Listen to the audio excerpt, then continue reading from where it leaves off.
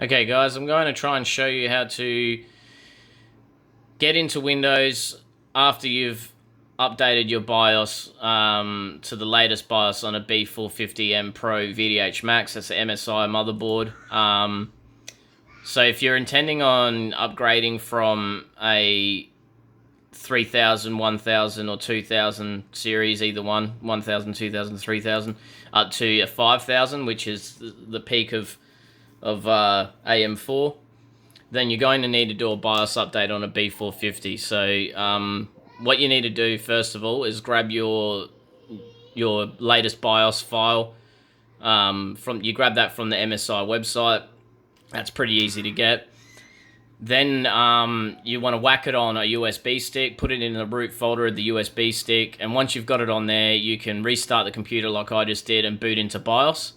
From there, you want to go to MFlash. So in advanced mode, you'll see that down there. In easy mode, you'll see it there as well, but it's just a smaller option. So once you click on that, you can go in there, follow the prompts, and yeah, update your BIOS. It's pretty straightforward. Just make sure you don't turn off the computer. Once you've updated the BIOS, you're going to have an issue where you can't get into Windows. So this is before you've got your 5600. So you can't get into Windows now all of a sudden, and you're going, every time you boot, you can get past the BIOS, but every time you boot into past the BIOS and go to load up Windows, it wants to repair, and you think, oh crap, I've broke my computer. Don't worry, all you've got to do is go, you got to look through the advanced options, so don't try and do the repair or anything like that. Go to your advanced, so go into the other options, advanced options, and you'll see an option there, load other OS or something like that, load a different OS. When you click on that, you'll see that there's two options there, Windows 10, and the other option is Windows 10 Home. So this is for Windows 10 users. For some reason, it defaults to Windows 10.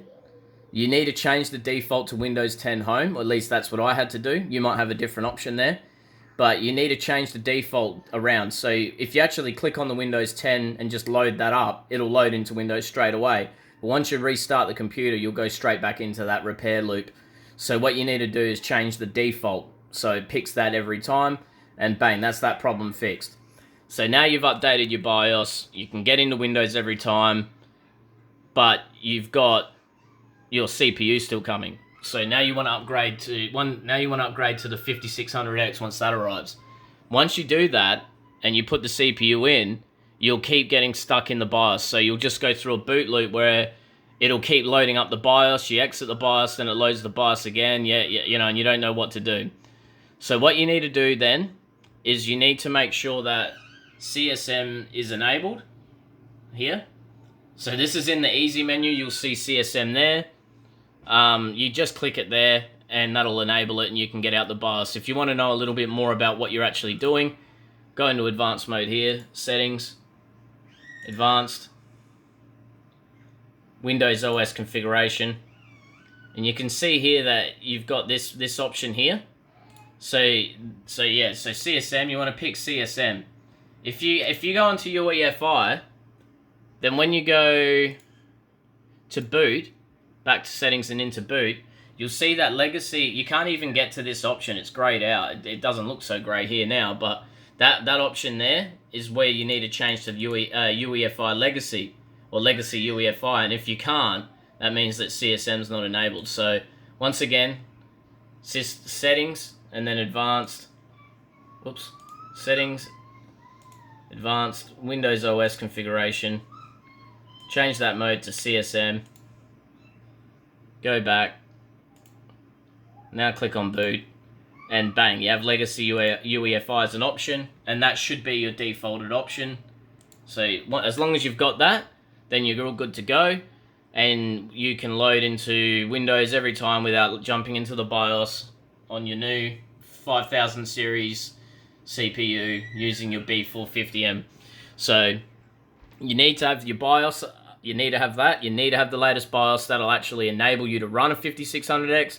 But then once you've got the 5600X, you need to get legacy UEFI showing, and you won't be able to boot into Windows without that. So remember that step about changing your default OS as well. So you want to get all that done before your CPU arrives, so that all you have to do once the CPU arrives is change to that. Once you've got your 5600X all set up and it's working, you can then go into settings, advanced, AMD overclocking, hit accept,